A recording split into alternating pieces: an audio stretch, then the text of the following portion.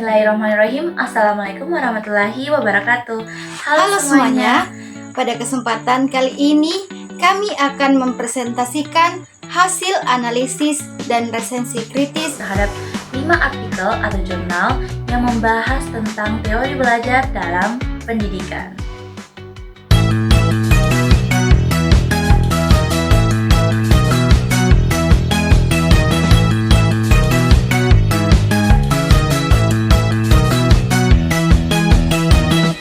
Artikel yang pertama, teknologi pendidikan lahir dari teori belajar sebagai fondasi utama. Artikel dari Sinaga dan rekan menyoroti 4 teori besar. Yang pertama, behaviorisme.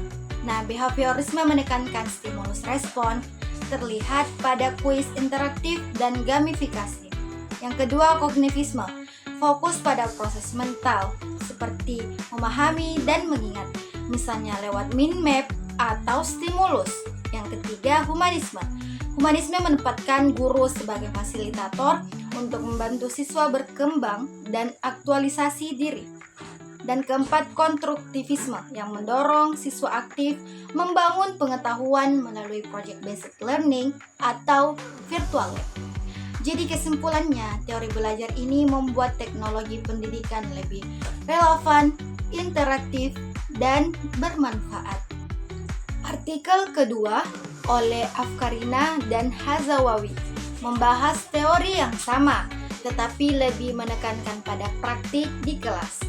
Nah, penulis menegaskan bahwa tidak ada satu teori yang berlaku untuk semua situasi. Guru justru perlu mengombinasikan teori sesuai kebutuhan siswa. Keunggulan dari artikel ini yaitu memberikan contoh nyata penerapan, misalnya pada media pembelajaran untuk behaviorisme atau diskusi kelompok untuk konstruktivisme. Artikel ketiga yaitu karya Fuadi dan Rizaldi.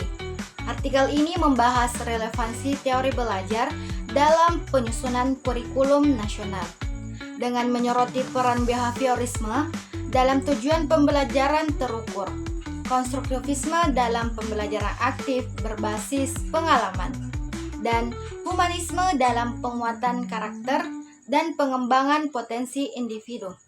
Integrasi ketiganya menjadikan kurikulum lebih adaptif dan holistik. Keunggulan dari artikel ini terletak pada kajian teoritis yang lengkap, relevansi dengan dinamika kurikulum Indonesia, serta analisis kritis yang disertai solusi praktis bagi pengembangan pendidikan. Selanjutnya, pada artikel keempat yang ditulis oleh Andi Mustika Abidin. Berbeda dari artikel yang sebelumnya, artikel ini berfokus pada behaviorisme dengan menekankan prinsip stimulus respon dan pandangan positif maupun negatif yang dianggap efektif membentuk keteraturan perilaku anak. Meskipun sering dianggap tradisional, tapi penerapannya masih signifikan dalam mengelola kelas, disiplin, dan memotivasi siswa. Contohnya saat memberi apresiasi berupa hadiah kepada siswa yang berhasil dan memberi hukuman pada siswa yang melanggar. Nah, yang menjadi kelebihan dalam artikel ini karena penulisannya sederhana dan mudah dipahami oleh guru. Tetapi yang menjadi kelemahannya, artikel ini kurang membandingkan behaviorisme dengan teori lain, sehingga sudut pandangnya masih terbatas. Terakhir, artikel kelima yang ditulis oleh Imelda dan rekan-rekannya membahas tentang konstruktivisme dalam pembelajaran praktikum komputer. Siswa dilatih aktif mengeksplorasi, memecahkan masalah, dan bekerja sama. Artikel ini relevan dengan era digital karena menekankan peran guru sebagai fasilitator. Namun, seperti pada artikel sebelumnya, dalam tulisan ini masih terbatas pada gagasan literatur tanpa adanya data empiris sehingga bukti nyata penerapannya masih buram. Apakah hal ini efektif atau tidak? Setelah membahas beberapa artikel yang telah diresensi, tentunya ada beberapa perbandingan dan temuan penting yang dapat kita simpulkan. Nah, beberapa perbandingan dari kelima artikel ini dapat dilihat bahwa Masing-masing teori belajar memiliki titik tekan yang berbeda. Seperti behaviorisme kuat dalam membentuk kebiasaan, kognitivisme menekankan proses berpikir, humanisme mengutamakan potensi diri, dan konstruktivisme menumbuhkan kemandirian dan kolaborasi. Yang menjadi perbedaan, artikel pertama itu lebih fokus pada landasan teoritis. Artikel kedua pada penerapannya di kelas, sedangkan artikel ketiga pada kebijakan kurikulum. Artikel keempat spesifik pada behaviorisme. Sedangkan artikel kelima itu pada konstruktivisme yang menekankan dalam praktikum komputer. Jadi, temuan penting dari resensi ini adalah bahwa tidak ada teori yang bisa berdiri sendiri.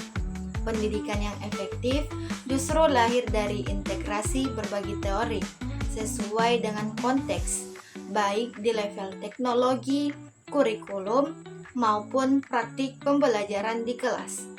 Hal ini juga menegaskan bahwa guru bukan hanya sebagai pengajar, tetapi juga sebagai fasilitator, pembimbing, motivator, dan evaluator. Setelah membahas beberapa perbandingan dan temuan penting dari kelima artikel ini, kita dapat menyimpulkan bahwa teori belajar akan tetap relevan sebagai fondasi utama pendidikan modern. Namun, pada praktiknya, terutama di lapangan, harus menuntut fleksibilitas, integrasi dan kreativitas guru serta perancang pendidikan agar sesuai dengan kebutuhan siswa dan tantangan di abad ke-21. Sekian presentasi dari kami. Terima kasih atas perhatiannya. Wassalamualaikum warahmatullahi wabarakatuh.